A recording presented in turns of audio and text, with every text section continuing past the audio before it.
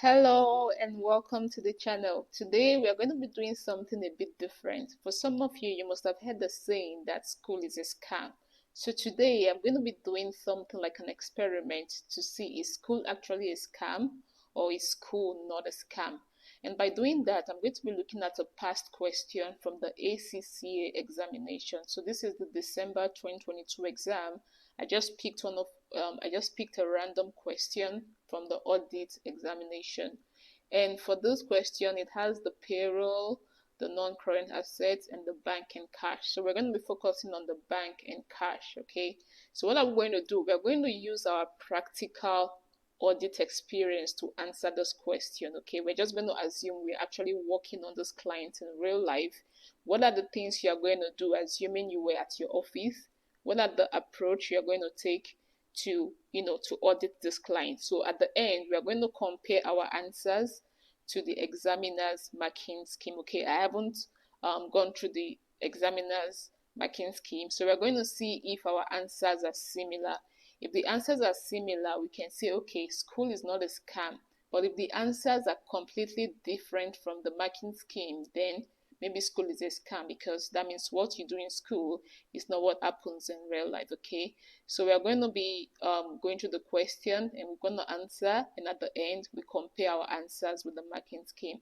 So let's just look at the requirement first. It says describe the substantive procedures the auditor should perform. Okay, so what are we doing here? Substantive procedures should perform to obtain sufficient appropriate audit evidence in relation to Dali school bank balances. So just put yourself in this situation, like you're at the office, you're working in an audit firm, and you have this client and you have been assigned to audit the bank and the cash section. So what are the things you're going to do? And this question has 4 marks, so we need to give at least 4 answers. We can try to give at least 6, just so we have enough answers right there. So you can pause the video at this point and just read through the question. This is the question we're going to be working on before we start answering. Okay, so I assume you've gone through the question. Now we can start answering the question. Okay, so I'm putting myself on the spot here, assuming I'm in the audit firm and I have to audit. What are the things I'm going to do to audit the bank and cash? So first, I'm going to obtain a listing of the bank accounts from the clients. So in this case, that's Dali's Co. from the client, and send the confirmation letter to the bank for them to confirm the bank balances. Okay, so this is what we often do. We need to send the confirmation to the bank. We obtain a listing of all the bank accounts from the clients, and then we send a confirmation letter to the bank for them to confirm the bank balances. Nowadays we use a system called confirmation.com, where we just go in, we have a list of banks, and then from there we can select the bank that we want to send the confirmation to. So I'm going to do that. What next am I going to do? So once I get the confirmation, I'm going to agree the balances per the GL, right? Per the GL, so per the client's book balance. So when I'm talking about GL, I'm talking about the book balance of the client. So now we are going to agree the balances per the GL to the bank confirmation that we received.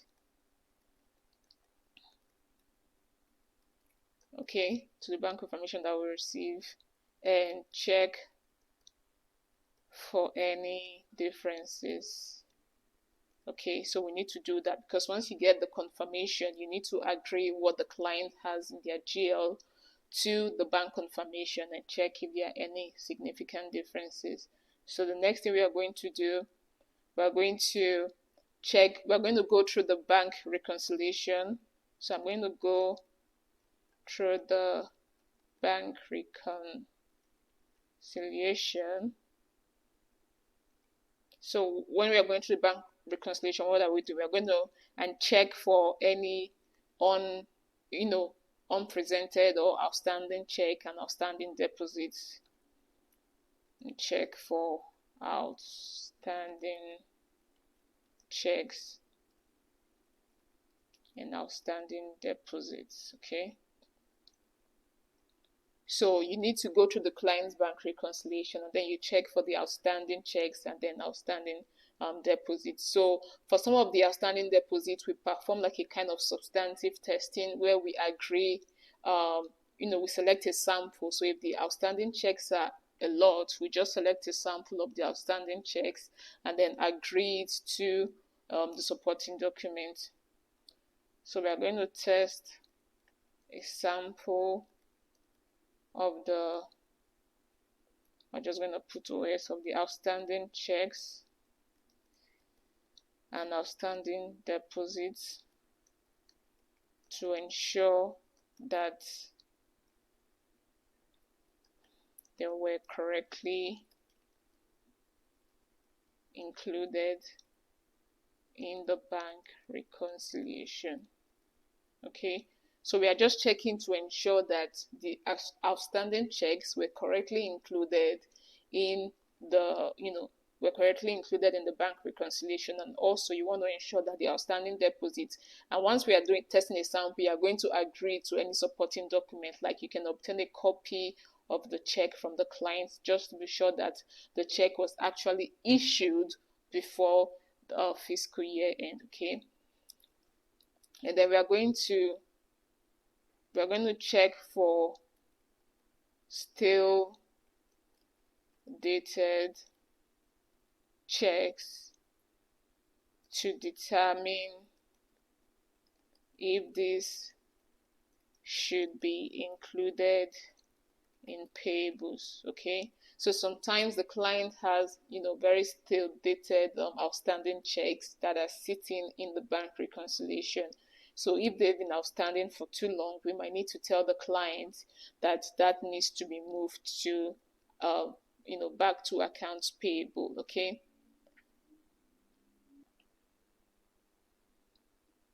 Okay, so the next thing we might want to do is to we can review the bank statement. So I'm going to say review the bank statement and check for unusual transfers close to year end, such as related party. So this is something you might want to do. You might want to review the bank statement because close to year end there might be some unusual transfers that were made. So you might want to review and ask the clients if you have questions relating to that. So these are some of the procedures I would kind of perform for my cash and bank substantive procedure. So now let's move over to what the marking scheme says and see if we have something similar.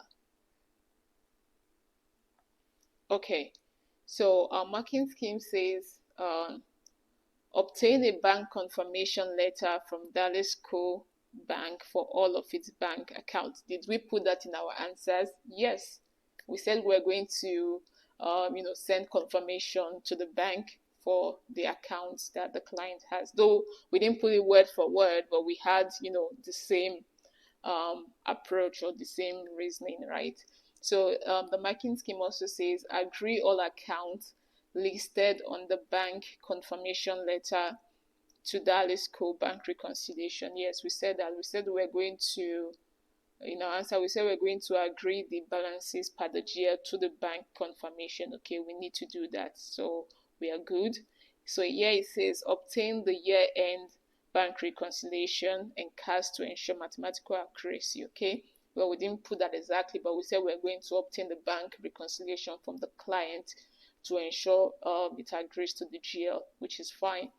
So here it says agree the balances per the cash book on the year-end bank reconciliation statement to the cash book. Okay, we didn't put anything exactly like that, but this is also just agreeing what is in the GL to the client's bank reconciliation, okay? And here we said, here the marking scheme says, agree the balance per the bank reconciliation to the year-end confirmation, okay, letter and the bank statement. We already said that we are going to agree the client's bank reconciliation or the GL to the bank to the confirmation letter, though they're kind of repeating almost the same thing again and again. So here it says trace all outstanding deposits to the pre-year end post year end bank statement. Okay, we kind of said something like that, that we are going to review the bank reconciliation for outstanding deposits. Here it says trace all, but in reality, we don't usually trace all the bank deposits because there might be a lot. So normally we just select a sample and then we trace some of those sample to the supporting document. Okay, yeah, it says trace all unpresented checks. Okay, we also mentioned that we are going to test a sample of the outstanding check. So outstanding, unpresented, similar thing. So here it says trace all, but again, in reality, we just sometimes trace a sample of the outstanding checks, okay? And here it says examine any old unpresented checks to assess if they need to be written back. Okay, this was something we said similar. We said we're going to check for any stale dated checks to determine if they should be included in payables, okay? So we are almost saying the same thing, okay? And then here it says examine the bank confirmation letter for details of any security. Okay, we didn't mention that, but that is also a good point. You might just want to review, the confirmation you received from the bank to check if there are any terms such as security covenants that you need to be aware of.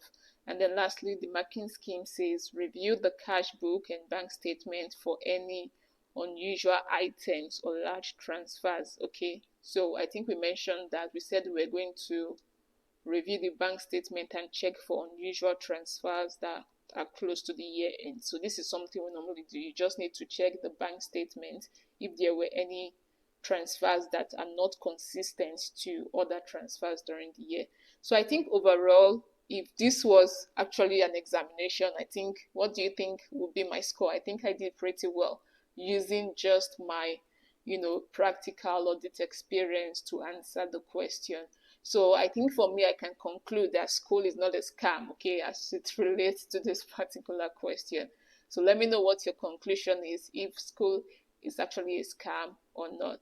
Thank you very much for watching the video today. I'm going to see you in my next video, and bye.